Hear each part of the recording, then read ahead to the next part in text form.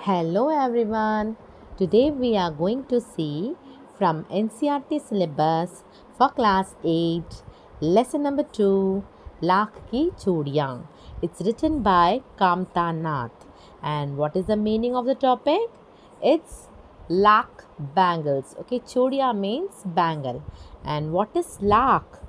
Lark is secreted by tiny lac insect and it's belonging to a bug family. It looks very small in size and it is red and brown in color. And this crimson red plant sucking tiny insect colonize the branches of selected species of host tree and secrete a natural scarlet resin known as lark. And not only to make bangles, it is used to make dyes and filling the hollowed ornaments and so on. Now, how the bangles are made with the slack? The sieved material repeatedly washed and to remove the insect and whatever other materials are there. Okay, and then the resulting product is known as seed lac, and that product should be kept in the flame and it's get melting, and after that uh, that soft material has to be kept in some flat surface and they'll roll that material, and after that they'll give the shape of the bangle to that material. Okay, and that is lakh bangle, and those who are making lakh bangles will call them manihar in Hindi.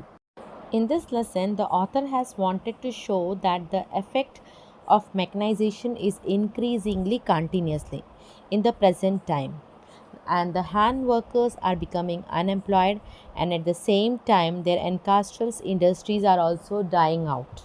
Handloom industries are being replaced by machines. And this is a story of writer's childhood, and during the summer holidays of a school, writer used to go to Nanihal to his maternal uncle house, and there he'll stay for 1 or 1.5 month. Okay, and this is a story about that village only. So let's get into the lesson. Now here the writer starts with, सारे गांव में बदलो मुझे सबसे अच्छा आदमी लगता था क्योंकि वह मुझे सुंदर सुंदर लाख की गोलियां बनाकर देता था। मुझे अपने मामा के गांव जाने का सबसे बड़ा चाव यही था कि जब मैं वहां से लौटता था तो मेरे पास ढेर सारी गोलियां होती, रंग बिरंगी गोलियां जो किसी भी बच्चे का मन मोह ले। Now here the writer wants to explain that throughout the village I feel Badlu is the best man because he used to make beautiful balls of lac for me. I had the biggest desire to go to my maternal uncle's village, that when I used to return from there I would have lot of colorful balls that will attract the mind of any child. वैसे तो मेरे मामा के गांव का होने के कारण मुझे बदलू को बदलू मामा कहना चाहिए था, परंतु मैं उसे बदलू मामा न कहकर बदलू काका कहा करता था, जैसा कि गांव के सभी बच्चे उसे कहा करते थे। बदलू का मकान कुछ ऊंचे पर बना था। मकान के सामने बड़ा सा सहन था जिसमें एक पुराना नीम का वृक्ष लगा था। उसी के नीचे बैठकर बदलू अपना काम किया करता था। बगल में भट्टी दहकती रहती जिसमें वह लाख पिघलाया करता। सामने एक लकड़ी की चौखट पड़ी रहती जिस पर लाख के मुलायम होने पर वह उसे सलाख के सामने पतला करके चूड़ी का आकार देता। Although being from my maternal uncle's village, I should call Badlu as Badlu Mama, but I used to call him Badlu Kaka instead of Badlu Mama, like all the children from village used to call him. Badlu's house was built on some height, and in front of that house there was a big courtyard in which an old neem tree was planted. Badlu used to sit under that tree, and next to that furnace kept burning, in which he used to melt lac. A wooden square small table is there in which he used to thin that molten soft lac and gives the shapes of bangles. पास में 4-6 विभिन्न आकार की बेलननुमा मुंगेरियाँ रखी रहती, जो आगे से कुछ पतली और पीछे से मोटी होती। लाख की चूड़ी का आकार देखकर वह उन्हें मुंगेरियों पर चढ़ाकर गोल और चिकना बनाता और तब एक एक कर पूरे हाथ की चूड़ियाँ बना चुकने के पश्चात वह उन पर रंग करता।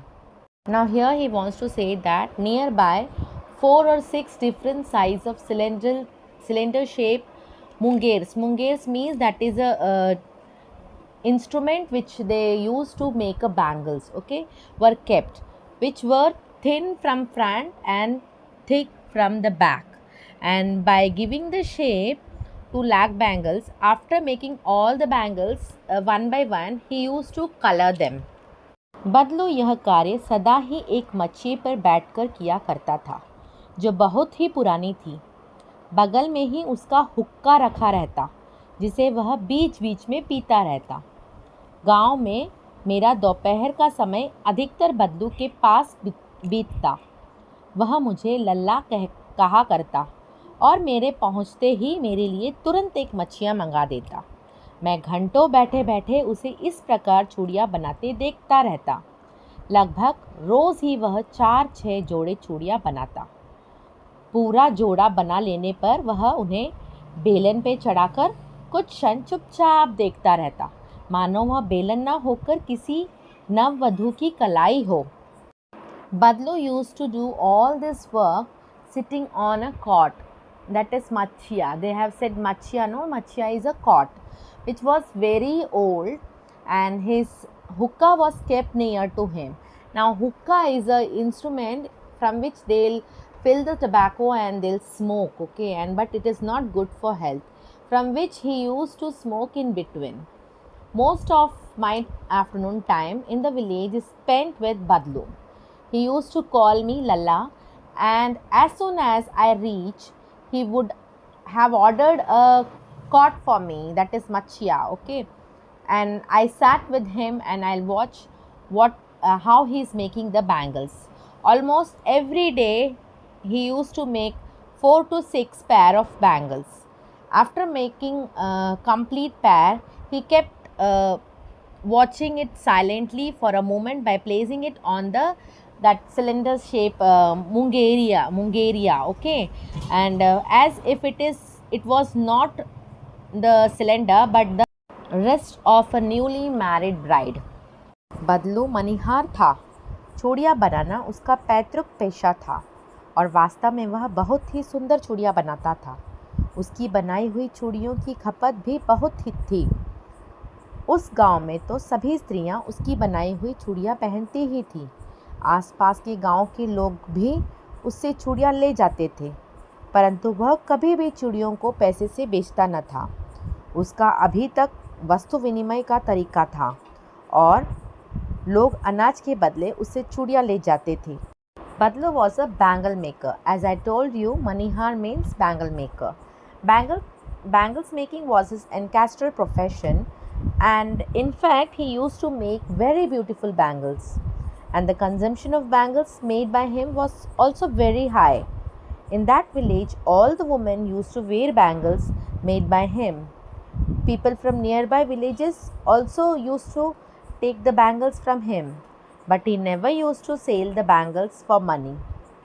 They still had a barter method and people used to take bangles from him instead of grains. बदलू स्वभाव से बहुत सीधा था। मैंने कभी भी उसे किसी से झगड़ते नहीं देखा। हाँ, शादी विवाह के अवसरों में वह अवश्य जिद पकड़ जाता था। जीवन भर चाहे कोई उससे मुफ्त चूड़ियाँ ले जाए, परंतु विवाह के अवसर पर वह सारी कसर निकाल लेता था। आखिर सुहाग के जोड़े महत्व ही और होता है।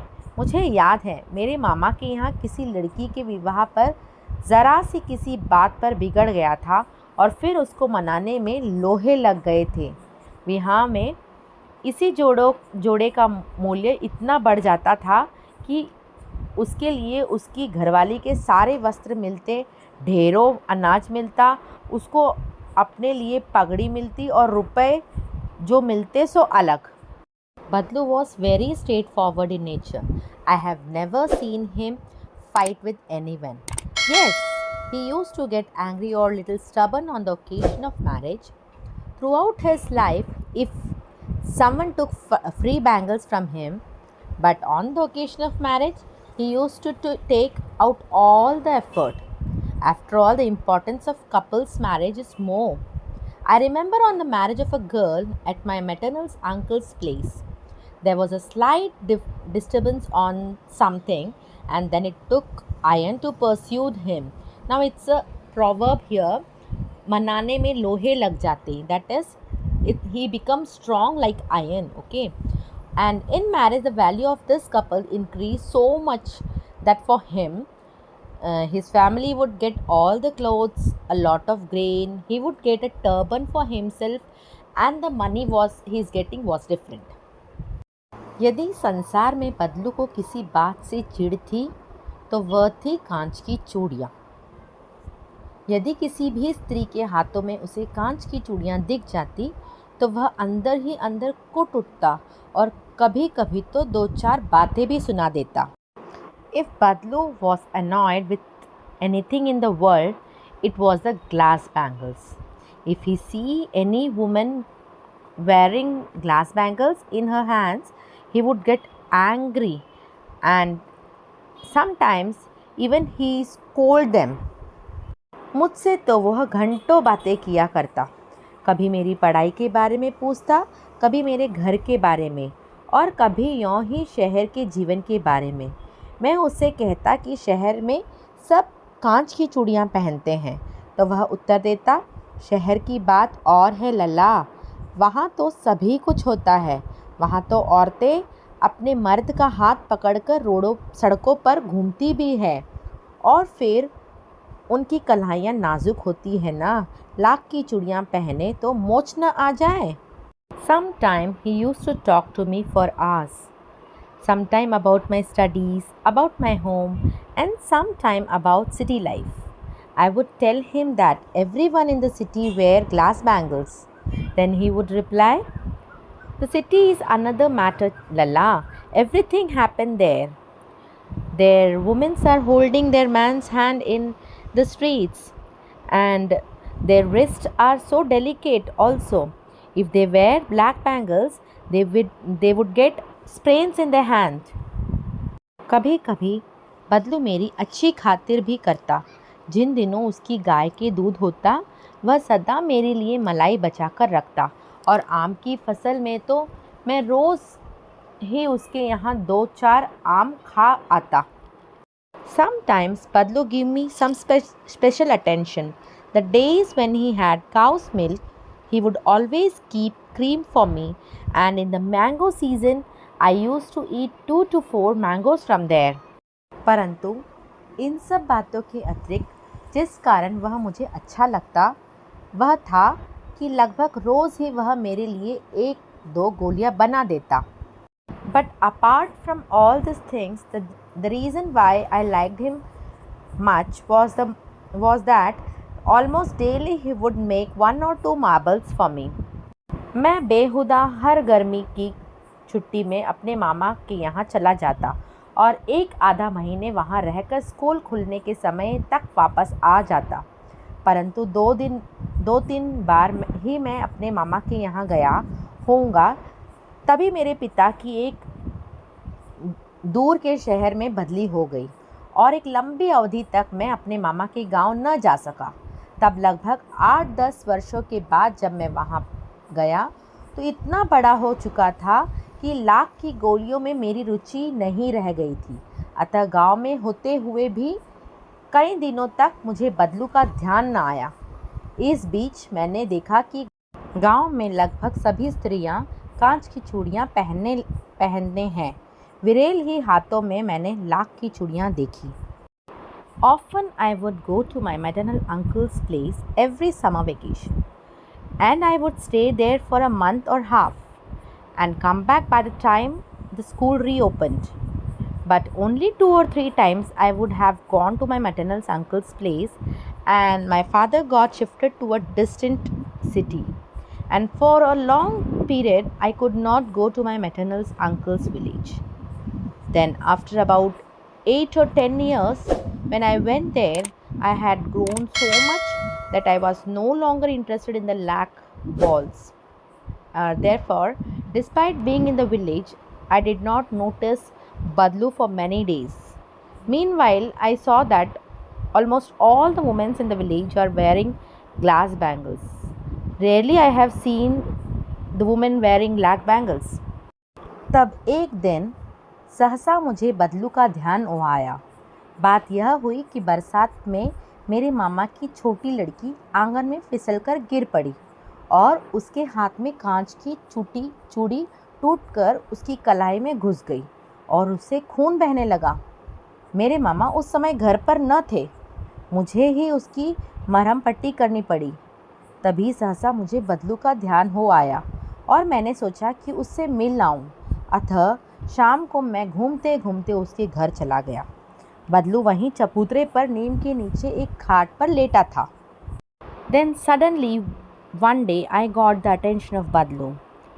The thing happened that in the rain, my maternal uncle's little girl slipped and fell into the courtyard, and the glass bangle of her hand broke and entered her wrist, and she started bleeding. My uncle was not at home at that time. I had to bandage her. Then suddenly I got the attention of Badlu and I thought to meet him. So in the evening I went to his house while roaming around, and Badlu was laying on the cot under neem tree. नमस्ते बदलू काका, मैंने कहा। नमस्ते भैया। उसने मेरे नमस्ते का उत्तर दिया और उठकर खाट पर बैठ गया, परंतु उसने मुझे पहचाना नहीं और देर तक मेरी ओर निहारता रहा। मैं हूँ जनार्दन काका, आपके पास से गोलियाँ बनाकर ले जाता था। मैंने अपना परिचय दिया। बदलू फिर भी चुप रहा, मानो वह अपने स्मृति पटल पर अतीत के चित्र उतार रहा। और तब वह एकदम बोल पड़ा, आओ आओ लल्ला, बैठो। बहुत दिन बाद गांव आए? हाँ, इधर आना नहीं हो सका काका, मैंने चारपाई पर बैठते हुए उत्तर दिया। नमस्ते बदलू काका, he said. Namaste brother, he answered, and got up and sat on the cot. But he did not recognize me and kept staring at me for a long time. I am Janardhan uncle. I would have taken lac balls from you. I introduced myself. Badlu still remained silent. It was as if he was drawing pictures of the past on his memory board, and then he immediately said, Come, come, son, sit down. After a long you came to village? He said. Yes, I didn't come for a long time, uncle. And I replied while sitting on the cot. कुछ देर फिर शांति रही। मैंने इधर उधर दृष्टि दौड़ाई, न तो कुछ मुझे उसकी मच्छियाँ ही नज़र आई, न ही भट्टी।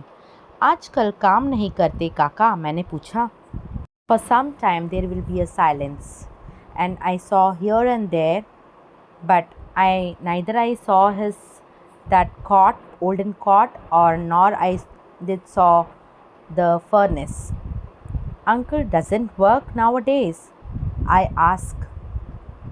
नहीं लल्ला, काम तो कई साल से बंद है। मेरी बनाई हुई चूड़ियाँ कोई पूछे तब तो। गांव-गांव में कांच का प्रचार हो गया है। वह कुछ देर चुप रहा, फिर बोला, मशीन युग है ना यह लल्ला। आजकल सब काम मशीन से होता है।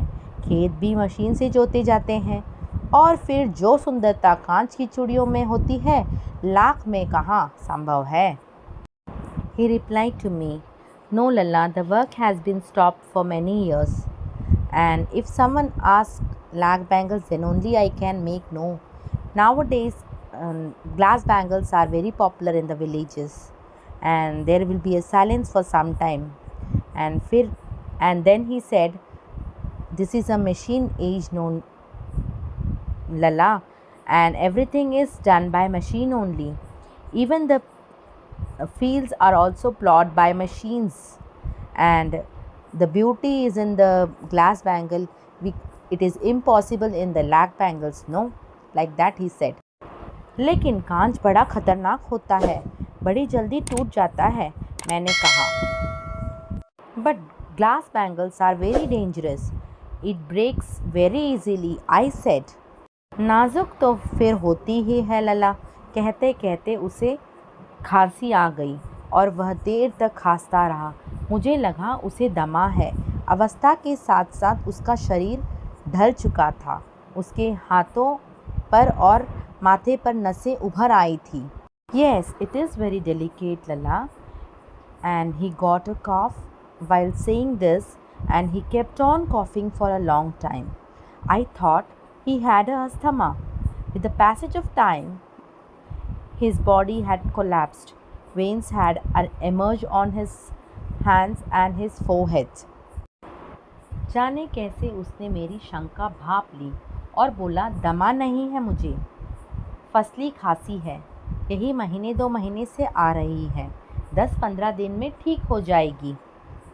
Don't know how he sensed my doubt and said, I do not have asthma, I have a cough, and this is from month or from 2 months, and I will be fine in 10 or 15 days. मैं चुप रहा। मुझे लगा उसके अंदर कोई बहुत बड़ी व्यथा छिपी है। मैं देर तक सोचता रहा कि इस मशीन युग ने कितने हाथ काट दिए हैं। कुछ देर फिर शांति रही, जो मुझे अच्छी नहीं लगी। I remained silent. I felt that there was some great sadness hidden inside him.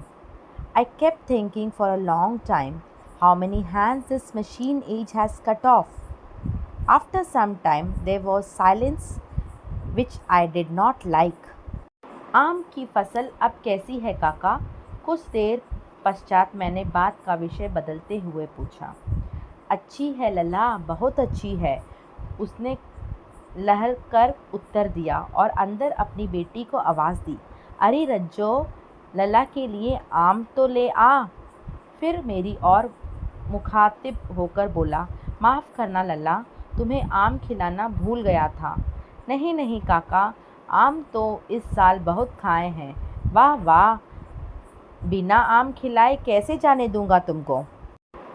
How is the mango harvest now, uncle? After some time I asked, changing the subject. It's good, Lala, it's very good, he replied, and from inside he called his daughter, Rajju, bring mangoes for Lala. Then he turned to me and said, sorry Lala, forget to feed you mangoes. No, no, uncle has eaten a lot of mangoes this year.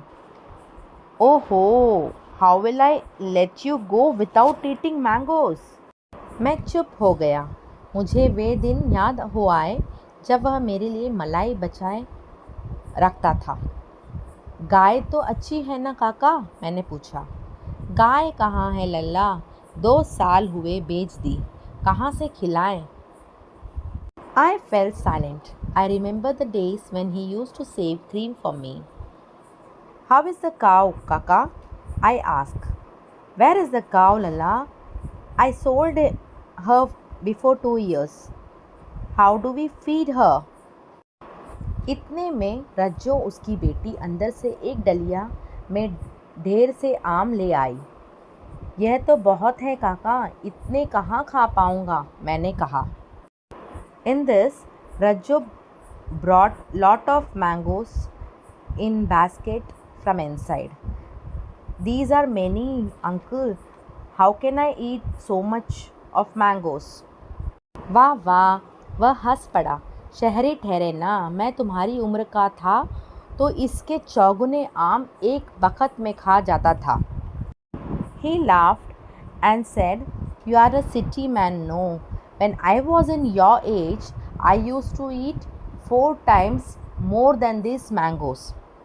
आप लोगों की बात और है, मैंने उत्तर दिया। अच्छा, बेटी लला को 4-5 आम छांट कर दो, सिंदूरी वाले देना। देखो लला कैसे हैं, इसी साल यह पेड़ तैयार हुआ है। You guys are something different, I replied. And the Rajo give Lala 4 to 5 mangoes and give some vermilion color mangoes. Look, how is Lala? These trees has grown in this year only. रज्जो ने 4-5 आम अंजलि में लेकर मेरी ओर बढ़ा दिए। आम लेने के लिए मैंने हाथ बढ़ाया तो मेरी निगाह एक क्षण के लिए उसके हाथों पर टिटक गई। गोरी गोरी कलाइयों पर लाख की चूड़ियाँ बहुत ही फब रही थी। रज्जो gave me 4 to 5 mangoes in her curved shaped hands and he extended towards them to me. Now Anjuli means when we keep the hands in a curved shape to give something. Okay. When I extended my hand to take the mangoes, I gazed on his hand for a moment. The lac bangles were very much fluttering on fair wrist. बदलू ने मेरी दृष्टि देख ली और बोल पड़ा, यही आखिरी जोड़ा बनाया था ज़मींदार साहब की बेटी के विवाह पर। 10 आने पैसे मुझको दे रहे थे। मैंने जोड़ा नहीं दिया, कहा शहर से ले आओ। बदलू saw my sight and said, this was the last pair I have made for the Zamindar Sahab daughter's marriage and they are giving me 10 annas for that. But I didn't give it to them. I said, bring it from the city. मैंने आम ले लिए और खाकर थोड़ी देर पश्चात चला आया। मुझे प्रसन्नता हुई कि बदलू ने हार कर भी हार नहीं मानी थी। उसका व्यक्तित्व कांच की चूड़ियों जैसा न था कि आसानी से टूट जाए। I took mangoes, I ate them and I came out. And I was happy that he did not lose hope even though he is losing everything. And his personality was not like that of glass bangle that should be easily broken. So here we have finished our lesson. Now what we have learned in this lesson? This lesson portrays the grief of the loss of village industry due to urbanization and industrial development. Okay, so I hope you understood this lesson and I hope this video will be useful for you. If you like this video, please like, subscribe and do share my video, and also don't forget to give your suggestions and comments. It mean a lot to me. Thank you so much for watching.